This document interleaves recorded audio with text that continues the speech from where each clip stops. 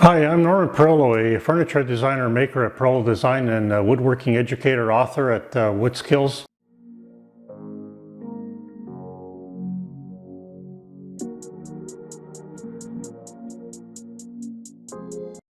It's just again bringing everything over from the bandsaw, the roughs on miters.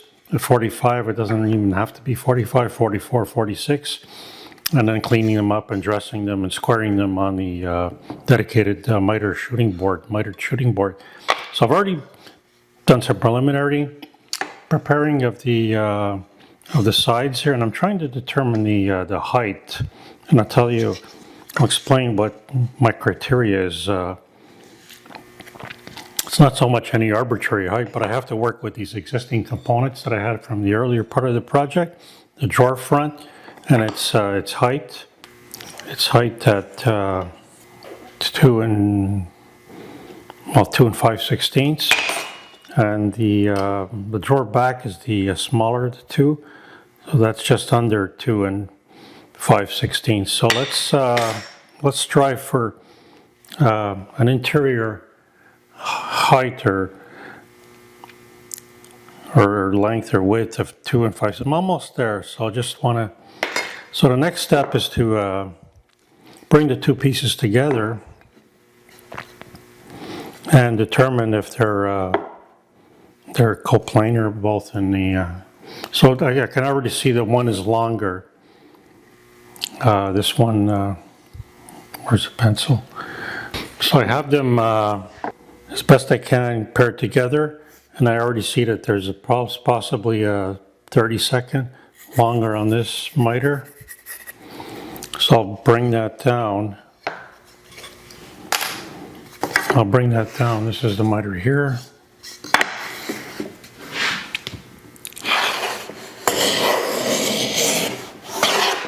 Again, using the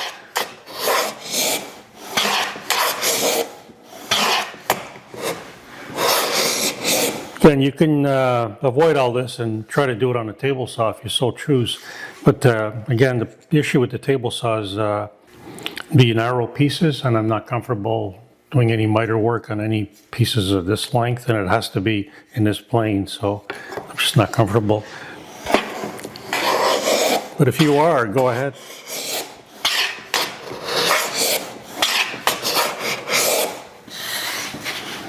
So we'll check them again.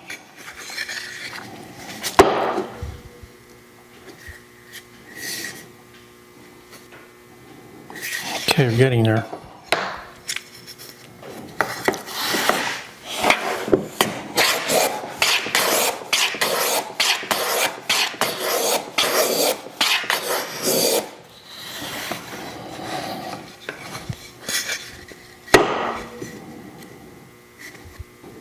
Very, very close now.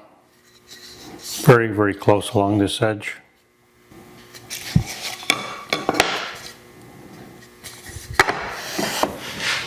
So I'll just flip it around, and because I have to clean the miter up, and I've already started this one, I'll just continue with this other one now.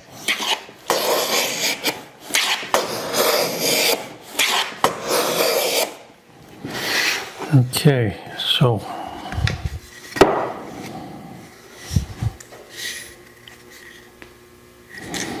very close.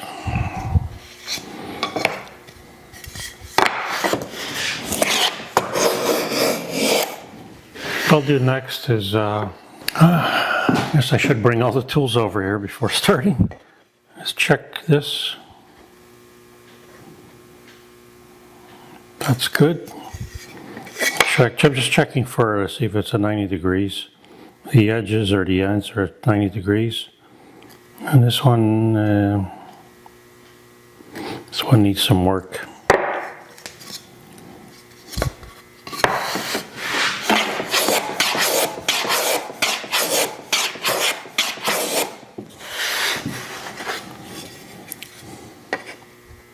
Much better. Much better. So let's have a look to see how we've progressed here. So that's just a little over between 2 1/4 and 2 5/16. And the same here, that's good. And there should be plenty of room for adjustment, yes, for the back. The front's wider, not a problem. And then we'll check it against this guy.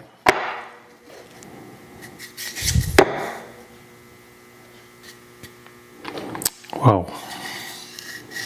They're actually perfectly aligned. I couldn't do a better job. That is perfect. Okay, so that's done. The two sides are done at the right height, the correct height, and the rabbets are there. There's a little bit of blowout at the back because of this mitering operation on the shooting board, but it's hidden from, once the back is glued in, it's hidden. And I'll clean that up regardless. Now we'll start on the top and the bottom. I've noticed the top and the bottom are about 1/8 of an inch too wide already. One of the first steps I'll do is just to see which one is the larger one, the wider one. Okay, they're both the same, so it doesn't matter where I start. And I'll start trimming, maybe I'll start trimming this guy first. And what I'll do is I'll also bring the camera in closer on this particular piece. So I brought the camera in a little closer for this particular trimming operation. And I'll start with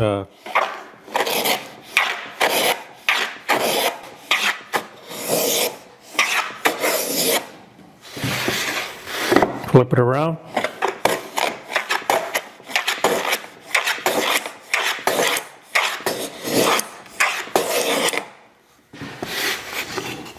Now the next step is to confirm that it's okay, 90 degrees.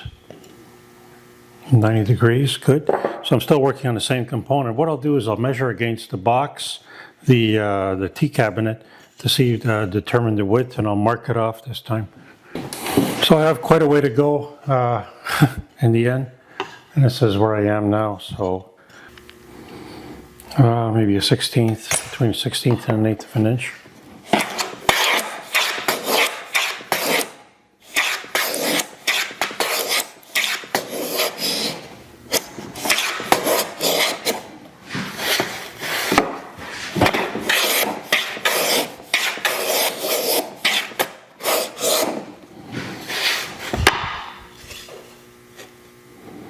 I could have simply left the box a little wider, but then it doesn't line up with the outside edges. The sides don't line up with the, and I'll show that actually. I'll bring the camera over there and I'll show. So please subscribe to my YouTube woodworking channel, where I share more of my woodworking techniques, my woodworking philosophy, my thoughts on woodworking, and all the challenges I've experienced, and I introduce some of the new forms of woodworking I've discovered.